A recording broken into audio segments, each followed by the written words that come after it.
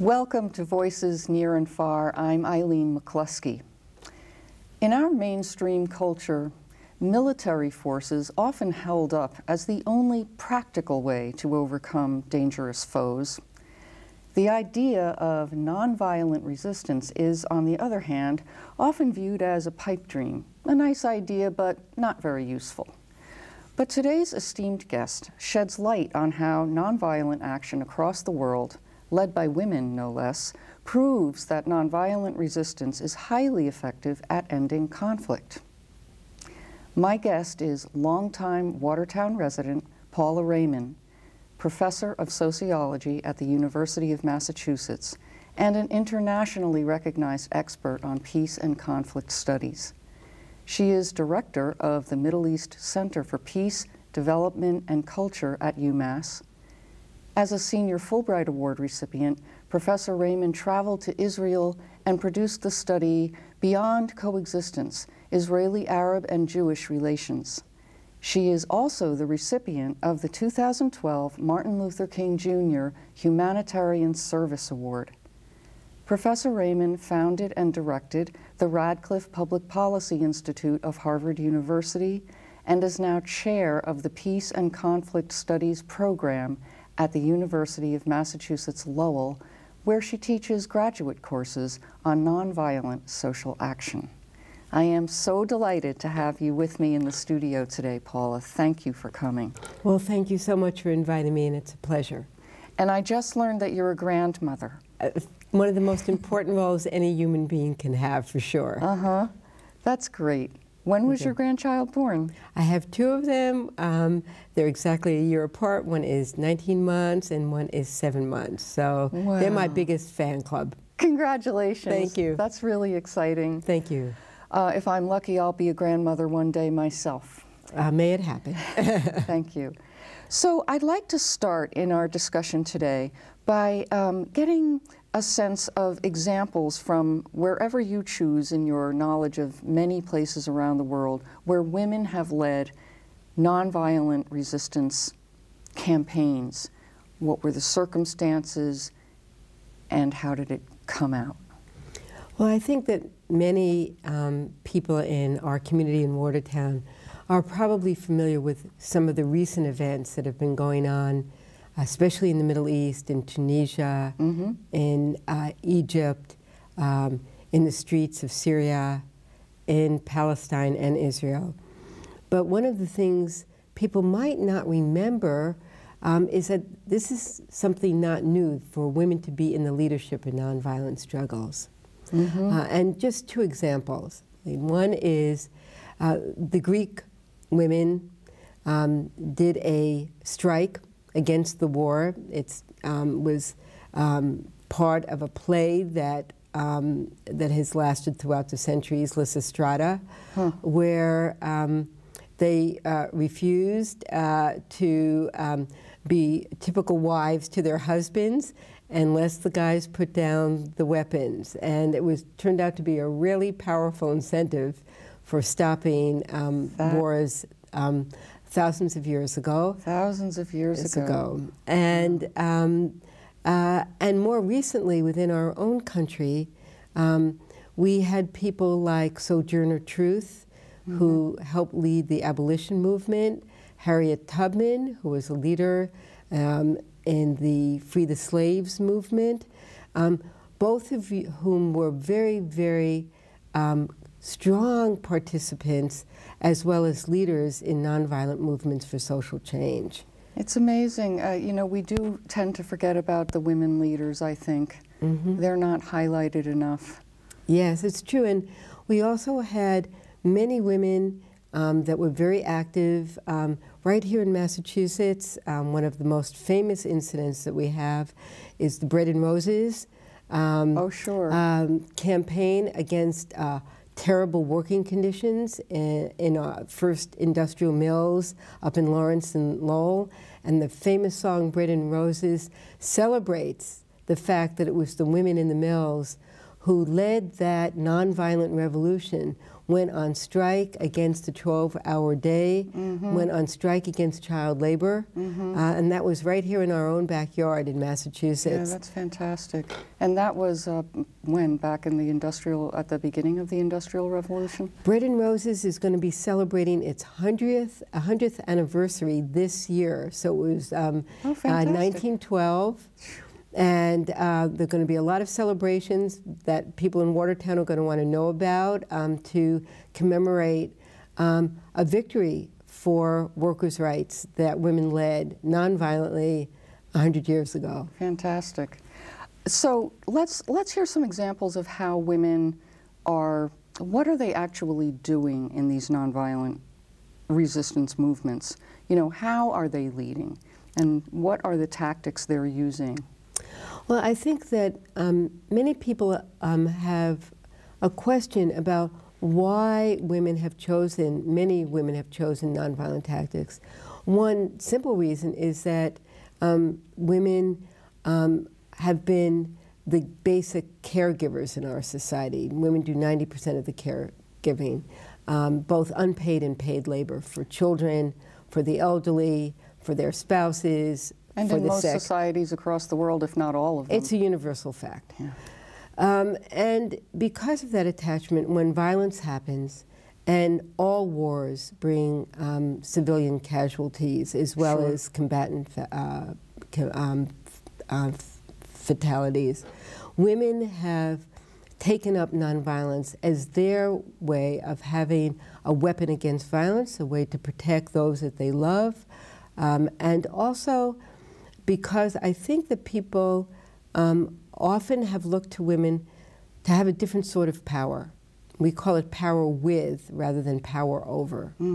And that power with is very much part of the fabric of what nonviolent social change and nonviolent action is about. So I'm thinking of the example you gave a little earlier of the Greek women thousands of years ago who spoke with their husbands and said, put down your arms.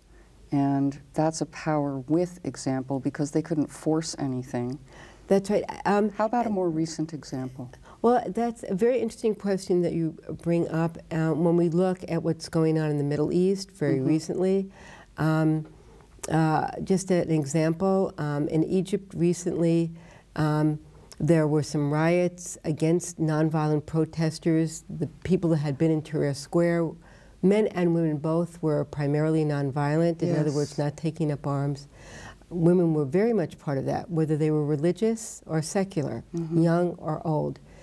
And there was some violence by the police directed against women.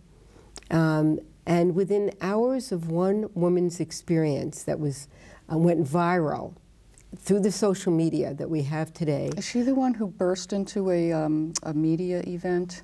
Well, this woman was actually attacked on the streets by the police. Yeah. And she was a religious woman wearing her veil and was stripped. And this is so against Egyptian culture, secular and religious, that when this went viral, because somebody was able to capture this on camera, it became known as the Blue Bra Incident. Oh my. And within hours, 10,000 women poured into the streets of Cairo to protest what had happened to this woman and called for the end of the military regime. And this is enormously powerful. And we see the same thing being replicated because in today's world, as you know, as a social communicator, social media is very powerful. And what happened in Egypt was immediately known in Syria, in Palestine, in Israel. And women took to the streets in Syria as leaders in homes where a lot of violence was being perpetrated by the Assad government. And women dressed all in white and went out in the streets and said in Arabic, enough, no more killing of our children. And this is a very powerful message, I think, that women bring. And it is powerful, and in a way it is forceful, but not through the barrel of the gun the way we normally think. It has its own way of power. It's a different way of thinking about force, and it's a different way of thinking about leadership, because they don't necessarily have, I should say, we women may not necessarily have the bullhorns or the particularly commanding voices, and yet look at the kinds of things that we can accomplish when we stand up together and say enough. There is such a rich history on this. When we think back in our own country to Martin Luther King and his beloved community, and when they went down south for the freedom rides, when they showed immense courage, and indeed Gandhi himself, in his nonviolent revolution from the British in India, Gandhi said that nonviolence, and to be part of a nonviolent army or struggle, takes more courage, because you don't have a gun. You don't have that kind of weapon of mass destruction. What you have is your own conviction. It can be a religious belief. It can believe in the moral well-being of the larger community. But that is what you're armed with, and you're acting from that. But it still takes a great amount of courage. Oh, it would be tremendously frightening to stand up, to go out into the streets, for example, in Cairo, where you know there are guns and that weapons are being turned against unarmed civilians, and to go anyway. Exactly. I hope I'd have the courage to do something like that. Yes, many of us don't know what we would do in a particular moment, but women have shown immense courage throughout history in protecting themselves and their families. Unfortunately, they are more likely to be the victims of a lot of the terrorism that happens during wartime, rapes, domestic violence. Those kinds of things have been very directed to women. And women's use of nonviolent force has been one of the ways that they've been trying to protect the well-being of their families, of their communities, and sometimes the nation.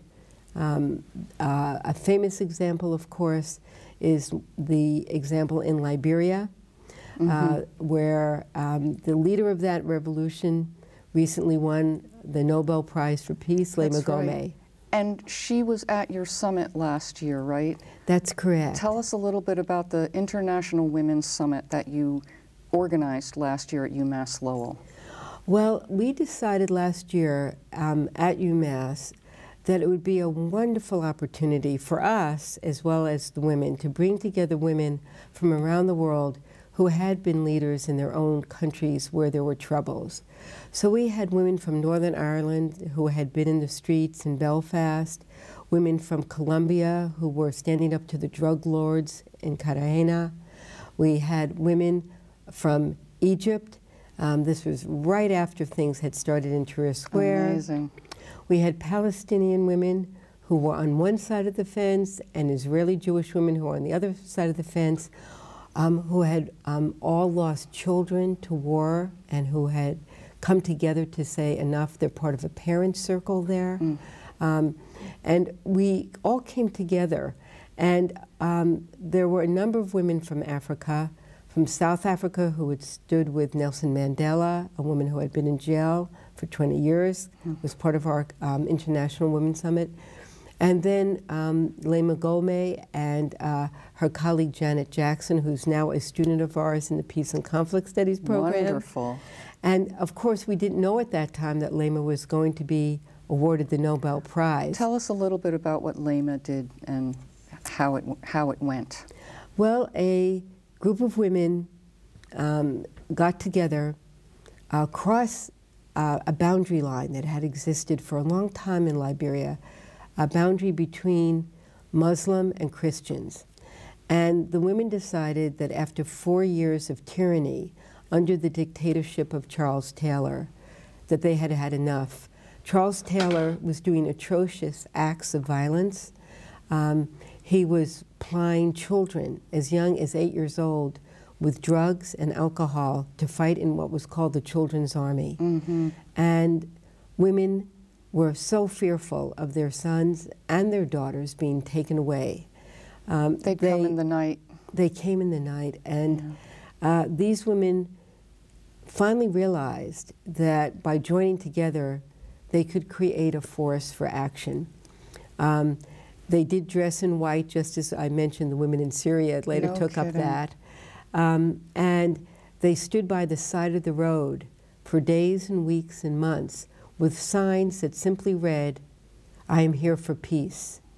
And they grew in numbers, and they grew in more numbers. And that is one of the elements that marks a successful nonviolent action, is gathering people. Yes, definitely gathering people. And in that instance, how was it that the signs, in addition to their presence, helped to stave off the people who would come to steal their children away?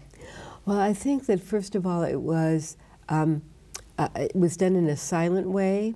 They maintained that they were not for or against any particular political party. They were there to advance peace. And that was really their message. It was very clear, very simple, but very powerful. And thousands of women started joining them who had suffered from rape and from the violence and seen that around them. And witnessing together against the corruption that was going on was a key element. Do you think it brought shame upon the people who might have acted otherwise had they not been standing there? That's an excellent question and point. One of the ways that nonviolent action is successful and works is something that we call moral jujitsu.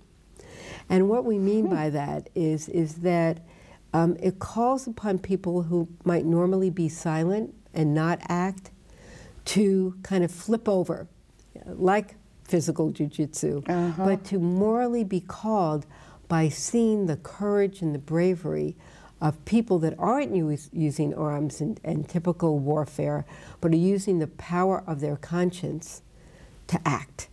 And it gives people hope who have been hopeless. It also stands in opposition to the violence that is being perpetrated by the dictators. And all of a sudden, that is thrown in relief. We see this in Syria today. We see this when it's happened in any genocide situation. The rest of the world starts watching and starts associating with the people that are standing there, armed with really nothing else but their moral courage and conviction. And this is what happened in Liberia. And there's a famous film that came out of this, Pray the Devil Back to Hell, that's available now, that people can see. And this brings us to the Watertown Citizens for Peace, Justice, and the Environment, who are planning with you to put together a showing of this film, Pray the Devil Back to Hell, and a speaker. And this is going to happen sometime this spring. Correct. So I'm going to encourage everyone to keep their eye on watertowncitizens.org for the announcements. And if you get the Watertown Citizens newsletter, you'll also see the announcements there. And you can sign up for the newsletter on the website. But just tell us, please, about this, a little about the film and about the speaker who you're hoping to bring in. Well, the speaker is Janet Bryan Johnson, who was the journalist who helped make the film. And she is the colleague of the Nobel Prize winner, Lema Gobay. They were sisters and colleagues in the struggle against Charles Taylor. Wow. She's here now in Massachusetts in our program, and she will be here live with us. And that's exciting. It's wonderful. So she can talk about the making of the film and the making of the film, her own fear, what it is to live through genocide, as many of our residents from Watertown are Armenian population, our Jewish population here who have witnessed genocides and Holocausts, and people from various backgrounds who know about the troubles in Ireland, who know about troubles close to home, and even the violence after we saw 2001 in our own country. One of the eloquent points that Janet makes was at the end of the struggle in Liberia, it was women linking arms with each other. And the nonviolent tactic they used was to threaten to disrobe in public, which is against all convention in Liberia. Wow. And that alone was so powerful that the men caved Charles Taylor was on a plane within 24 hours of the women coming together and doing that. I love it. So Janet is going to be talking about the fear, the courage that the women showed, and also that this is not the only time in history or the only place that this has happened. Yeah. I wonder if you have any thoughts about how women and men in U.S. culture, society today, who would love to see an end to the wars in Iraq, Afghanistan, who knows where else we might go next. How might we show nonviolent resistance? Because it seems to me, and I hope I'm wrong, that it's a little more, or even a little too abstract to figure out what to do nonviolently to end violence. That's happening on another continent, you know? Well, I think we actually, in the United States, if you read Howard Zinn's People's History of the United States, we have a very rich history of nonviolent action in our own country. Yes. I mentioned the women and the bread and roses. We have